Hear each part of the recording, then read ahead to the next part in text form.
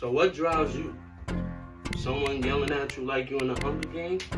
Or someone talking to you like this, sophisticated and understanding? Let's get into it.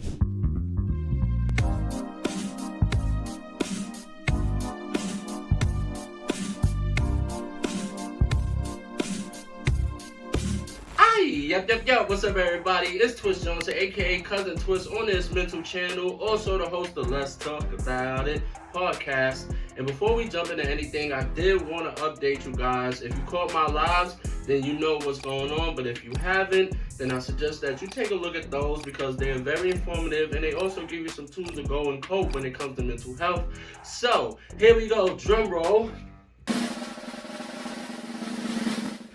Our community name is now Cousins. That's right, ladies and gentlemen. I know that in some videos that just dropped that you heard me using it and calling you guys cousins. That is what won on the poll and also other social media platforms. I want to thank everybody who participated in coming up with the name for our communities. So we are officially the Cousins. So cousins, let me ask you, like you saw in the beginning of the video, what drives you? Like, is it real motivation or is it someone that's just yelling at you like you training for the Hunger Games? Let's get into that. We all want to do better, but sometimes what we think is motivation is really pressure. It's really pressure that's feeling like it's under the hoodie. And you have to understand that, like, when people will give you motivation, their intent is to help you make progress, but sometimes that motivation is pressure. Today, we going to give you the tools to understand the difference between pressure and motivation and how to stop pressuring and how to give motivation in its rawest form. Okay. So, like I said, we all want to do better, but sometimes we think that motivation is when we're pressuring someone and we don't know the difference. And it's really pressure, and it's pressure under the hoodie. We're trying to act like it's helping. And today, we're going to be exploring. Ready? Yes, definitely. We all want to do better, right? And as a motivator, we feel like when we're encouraging people to do better, we're giving them that motivation. Sometimes motivational speeches can be aggressive, they can be passive, they can be light and sweet, they can be nurturing, or they can be drill sergeant 24, go. See? We all want to do better, but sometimes what we think is motivation is really just pressure under the hoodie. And we're trying to act like it's helping. So what we're going to do today is we're going to break down how to cope and how to give motivation without turning it into pressure. You ready, cousins? Here we go. Let's take this ride. Okay, so let's be real, cousins. Like, some people, they support differently. They have full-blown emotional work hoarding. That is when you thinking that like your motivation is actually helping, but it's actually detrimental to the person that you're trying to motivate. So we're going to explore different areas right now. So the first one we're going to do is let's explore kids, right? So when it comes to parenting, as a parent, we get on our kids because we want what's better for them. And like, unlike our friends, unlike our family and our siblings or a person that we just talking to give motivation, we got a little bit more power over them. So like, that motivation looks different. But here's how it looks for them is that like, we gonna be like, you better be the first one to school, you better be the first one up, you be the first one to get a job, you would better be working at 7-Eleven, Foot Locker, McDonald's, whatever you need to do to make sure that you see a better life, and you better get going to it. Meanwhile, in this kid's head is like, God damn it, like, I just figured out how to pee, I'm only 8. I'm sad as a bee. Really sad as a bee. See, we making fun of all that, but why it matters about the type of motivation that you bring is because that type of motivation is pressure. And it teaches kids that love is conditional and is based off of their performance on their achievements. And that's not really what we're going for, but that's what happens. And that causes trauma later and presently for that moment. And what that does is that they grow up never feeling like they're enough unless they're doing something, unless they're achieving something, and then they become people pleasers. They feel like in order to achieve, in order to be loved, in order to be accepted, they have to please the congregation. And what that does is make you say, hello, Hello there. Hello anxiety, hello people pleasing. You're gonna be a people pleasing pimps. And what that does, especially if you're already a person and your love language is acts of kindness and acts giving gifts to others, now you also have it as a trauma. So imagine that combined together as a personality you has, and also the trauma.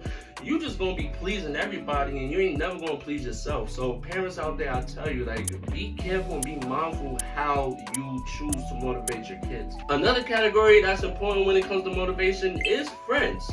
You ever had that one friend that wants to motivate you by saying something like, yo, bro, assist, like, yo, you've been working at that job forever. What you need to do is you need to quit that job. You need to boss up like me. Damn, bro, you got the whole squad laughing. Bro, sis, like, let's be clear here. Like, yo, bro, you just made a Shopify. You just started DoorDash like 2 weeks ago. Like, what do you mean? And let's be clear here too. Like, that money was inherited from your grandma's grandma or your grandpa, like your homegirl, even your girlfriend probably came into some few dollars, and now you up and now you thinking that you Rick Ross out here bounce. Listen, check that out. You need to make sure that you understand that, like, what that is, that's not motivation. That's comparing and that's upping.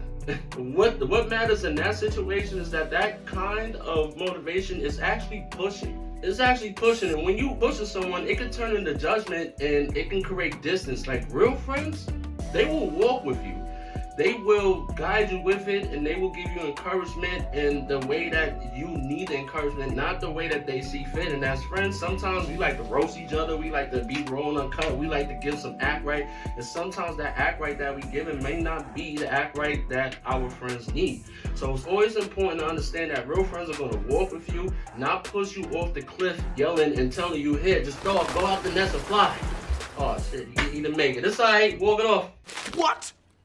No way. We gonna cook it in. Now we gonna talk about relationships, marriages, significant others, boyfriend, girlfriends, whatever you into. See, we've all heard these words. If you really loved me, if you really cared about this relationship, you wouldn't do the things that you're doing, or you would make those changes for us. Always stand out and always be grateful.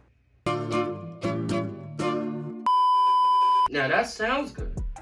That sounds like a straight cut and understanding. Here's the thing with that statement. Suddenly, it's no longer love. What that is a hostage negotiation. That's manipulation tactics. You don't want to use that to get a point across for motivation. That can actually hurt the situation more than it would do good for the situation. Unless this is a person that's insecure or a person that does not feel safe with you and feels like they're in survival and they really still want to stay with you for beneficial reasons, they will put their best foot forward to trying to stay with you. But the beneficial reasons is not because it's genuine love, it's because of them being scared to move on or life without you. So what that motivation actually is a survival. But you don't want to use that to motivate someone, especially if you love them, because that's not love, that's control. What that does, it creates pressures and it creates resentment. It kills the intimacy and it starts to make room for distrust. Motivation in a relationship should feel like a partnership. It should feel like it's understanding when it comes to communication. It should feel like support. It should never feel like an unpaid internship, like you need them to do this or else you're going to be reprimanded. Like, of course, in relationships, no matter if you're in a marriage or you in a long-term relationship, if certain needs are not met, if certain requirements are not met, of course, you would have to figure out other things. But if you're just trying to motivate the person just to do a little bit better, you don't want to put it on the you, and you don't want to start the conversation with, if you cared about this, you would do better. I guarantee you almost every time, if they even make the attempt to do it, because that's the kind of conversation you left with, eventually they're going to give up out of discouragement and feel like they're never going to be good enough, and they're going to eventually just sabotage themselves. Now, we talked about friends, we talked about relationships, we talked about kids. Now we're going to talk about all of this and what it does to the mental health. So let's talk about what it does with the mental health, because this stuff, it gets real. So let's talk about it. Really? Tell me about them. In those moments, the pressures of activities is a fight or flight response whenever you going through these pressures, feeling like you need to do these things, because if you don't, the people around you are going to disconnect with you. You're not going to be in their life. Your brain is like, okay, are we in danger? Are we in danger? Why is my father talking about getting a construction job and I'm only 10?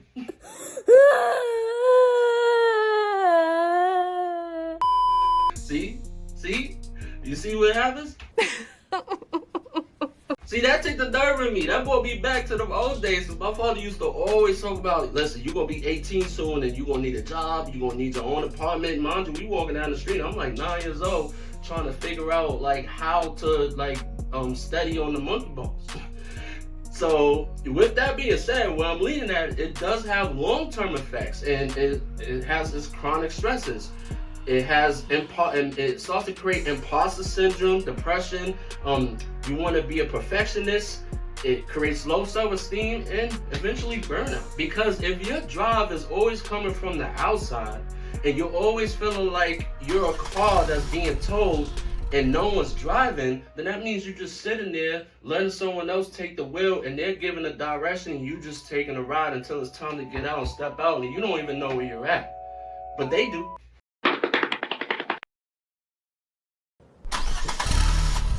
So let's talk about quickly how to tell the difference between motivation and pressure. See, here's the things that you can learn to identify the difference. Motivation would look like, for example, okay, I see your potential and I believe in you and I believe in your process. You got this. I want to see you do good. Even if you don't make this attempt, like, it's still going to be all right. There are other times. But I really hope that you do see what I can see in you. And if not, there's no pressure. I still love you. That's motivation right there. It's not motivation in its rawest form. It's not aggressive, but it's straight, it's honest, and it's soft tone. Now, hear how that same scenario would sound like it's pressure. All right, listen, you're not doing enough, and it's time that you do it my way because you're just procrastinating. Do you see that? That's the difference, ladies and gentlemen, cousins.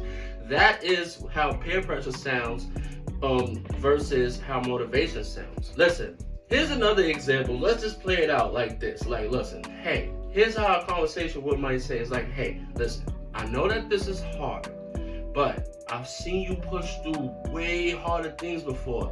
I got your back. Don't worry about it. Trust fall. Bing. No one's here to catch me right now. But you know, that's is good, you know what I'm saying? Now, and the pressure voice with that example would be like this.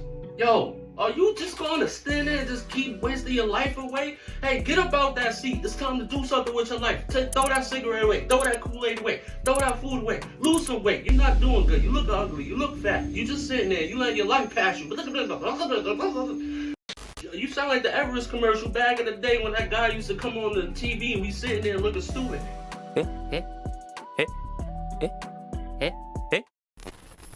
You get what I'm saying? But that's how pressure sounds. So I'm gonna visit quickly 3 signs that like this is pressure, not motivation. Here are 3 signs that we're gonna name. Number 1 is you feel ashamed, not inspired.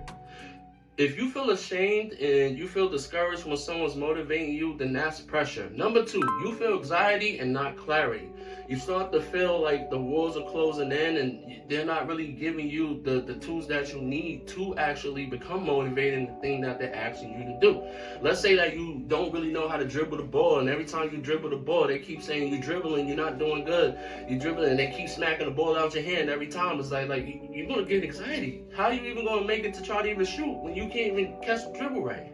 And number 3, you feel worried, not supported. That's very important. Like if it's more worry when it comes to the motivation rather than the support, 9 out of 10, this is pressure. So those are 3 key elements and 3 signs that shows that it's pressure and not motivation. So how do we properly support and motivate others? Like, here's how it's gonna go. And if you believe in someone, especially if it helps you too, here's how you might want to approach it. So I've done like some experiments, some conversations with some other helping professionals, people in my everyday life and life experiences myself that helped me come up with this list. So after having these conversations, I came up with 4 things that I feel that might be beneficial as far as like giving motivation, even if it doesn't just benefit the person, it benefits you too. Number one is ask before pushing. You want to ask the questions before you pursue. You want to make sure that before you even say anything that this person is open to it, that they even want a feedback. And it should look something like this, like, hey, thank you for sharing. I understand that's what you did. Like, yo, so let me ask you, do you want some feedback, or was you just venting? Like, was you just trying to get it out? And they will tell you exactly what they need from you. Like, nah, I need some feedback. Like, yo, yeah, tell me something. Or they'll be like, nah, listen, I just wanted to get that off my chest. Like, thank you very much for listening. Number two, lead with empathy, not with ego. Don't make it about how it would do something good for you. Like, ask how they feel first. Don't let it lead with like the benefits of what it would do to make you feel. Remember that example earlier when it was like, if you cared about this relationship, if you cared about me, then you would do things different, something like that. I'm just paraphrasing because I'm going off. You don't want to lead with ego, because what that does is discourage the purpose of the motivation in itself. Like, what you want to do is you want to ask them first how they feel. That will make them confident with like doing the act that you might be suggesting for them. But if you lead with it and you make it about how it would make you feel or what it would do for you, the person will automatically feel like, well, this is not even for me, this is self-serving for you. And that defeats the purpose of the motivation in itself. They're not going to do it, and you're not even going to get what you wanted in the first place because you didn't know how to communicate and use your words or use your mind. Oh, baby, you are so talented. Number three, celebrate efforts and not outcome. Instead of, why aren't you done yet? Like, you've been working at this for 3 or 4 days. You want to give them some positive feedback, some positive affirmations, and soften the blow. It's all about communication and how you execute it. I'm not going to lie. Even with me and mine, sometimes like I have a poor way of opening statements. I have a poor delivery because like I'm trying to fix it up to like lighten the blow, and like I'm trying to make sure that the impact doesn't overpower the intent. But with skill and over time, like I've grown to have the confidence to have these conversations, and I hope that this helps you too. When it's something that's hard or something that's difficult or something that's frustrating, and you really just want them to like kind of like, you know, get some fire up under them, you don't have to lead with that aggression, or you don't have to lead with that frustration. You can say something under the lines like, hey, listen, all right, I see that you put in a lot of effort, and I just want to let you know that I'm proud of you. Hey, look, is there anything that I can do to help support that? Is there anything that you need me to do? Like maybe that I can help the situation go a little faster. It's not that like I'm rushing you. It's just I'm just letting you know that I see the effort and I'm proud of you. If there's nothing, that's okay. But then they'll let you know that, hey, you got looks on it, you looking forward to it, you excited to see the outcome. You get what I'm saying? It's not like, hey, get off my back. Like, I'm trying. Like, I'm trying. I'm trying. I'm just crying. You got that. You know what I'm saying? So number 3, don't forget that. Keep that with you. That's a lovely accent you have. Number 4 should be number 1. And it should always be last but not least, but number 4 is important with everything, and that's check your intentions. Yes, cousins, I'm going to repeat that again. Check your intentions. Make sure before you even lead into the conversation, before you even give any feedback, ask yourself, check in with yourself and ask yourself, is this about growth or is this about control? That also ties into checking your emotions at the door. When you're having hard and difficult conversations, you gotta check your emotions and don't answer with an emotional tongue. Don't listen with an emotional ear. Listen to what the person's saying so you can get the information, and don't wait and jump on flaws. That goes for friends, family, significant others, kids, or whatever. Before you even engage, ask yourself, is this about control or is this growth? Check your intentions. Once you check your intentions and you can see if this is self-serving or this is selfish, then you can choose to say, hold on, you know what, let me process that. Let me look more into it before you answer. If they need an immediate answer, you have to let them know. Honesty is that, like, listen, if I answer right now, the truth is, like, it's going to sound selfish, it's going to sound self-serving. I want to do what's best for you, not what's best for me. So give me some time and let me reflect on this before I answer you. But always make sure that you check your intentions. That will help you go a long way, and it definitely saves a lot of time, a lot of issues between having those frictions that you don't need in friendships, with your kids and you going through that teenage or young infant world, and it definitely does good with your friends. My boy, my sis, we gonna still be good, twinning, you know. I love that guy. all of that, cousins, look, let's be honest, because like some of y'all trying to turn y'all boo things, y'all hubbies, y'all wifeys into y'all projects. This is not HGTV. Like, if it's not broke, don't fix it. You want to treat it, every situation, like an antenna. Remember back in the day, you had to, like, you know, play with the antenna for everybody else so they could get like a clear TV. That's how you want to treat these motivational speeches. Like, you want to not break, but you want to adjust. Boss! Boss! Go on, Don DeMarco. Yes, you want to make sure that you're adjusting. You want to make sure that if it's broke, you don't want to fix it. Because people will smell that if you're trying to fix it, if you're trying to control the situation. If it's not broke, don't fix it. You just need to help them adjust and help them guide. Now, before we end this video, I definitely do want to touch on some other areas that we lack to talk about. And I know some of my peers inside of the workforce might get me if they catch this. I don't care. I don't care. I don't care. This is for the people. I want y'all to get something. We're going to talk about teachers and coaches. Just a quick stab. Take it. Don't apply. Let it fly. Teachers and coaches, y'all be pushing y'all students like they on a college scholarship or something from the 3rd grade. You need to treat these people like they're adults and they're your peers. You're the teacher, they're the student. They're supposed to soak in the knowledge that you're giving them so they can become scholars and teachers like you. But you be teaching them like they're kindergartners and 3rd grades, and that's not how you want to treat them, because eventually you might be in their seat. You never know. And the next one is business managers and bosses. Now, I've always been a supervisor, I've always been a manager since the early 20s and stuff, and I just want to say not all of us are like relatable, not all of us are very understanding. Bosses and managers, if you're out there, stop acting like people should grind so hard for the company when your company probably don't even approve PTO the way they're supposed to. Like, when they probably don't approve PTO the way they're supposed to. Okay? So bosses and managers, like, treat your employees well. Like I'm saying, and when you're talking to them and you're giving them the motivator speeches, teachers, coaches, bosses, managers, when someone's sitting in your seat, they don't have to feel like they inside the electric chair and, is it any last words? It was all right.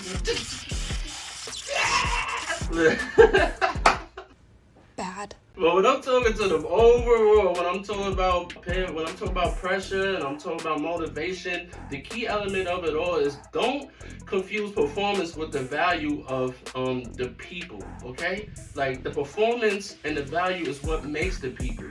The people that you serve, the people that you're talking to, the people that you are trying to motivate, they are not robots. We are humans.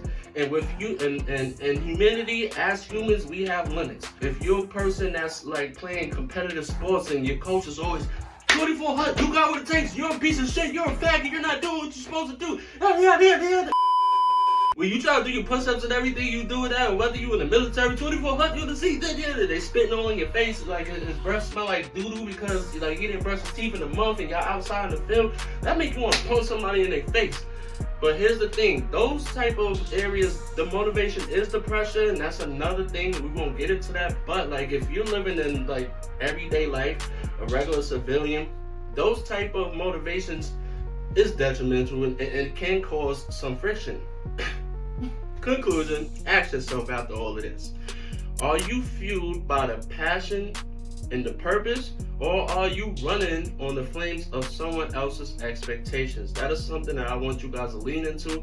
I want y'all to lead with that, and I want y'all to understand that. So, if you ever felt like you were being pressured, or you were the one that was given the pressure, you can leave that in the comments, or you can give out some tools that you might have that help someone give motivation without it coming off as pressure.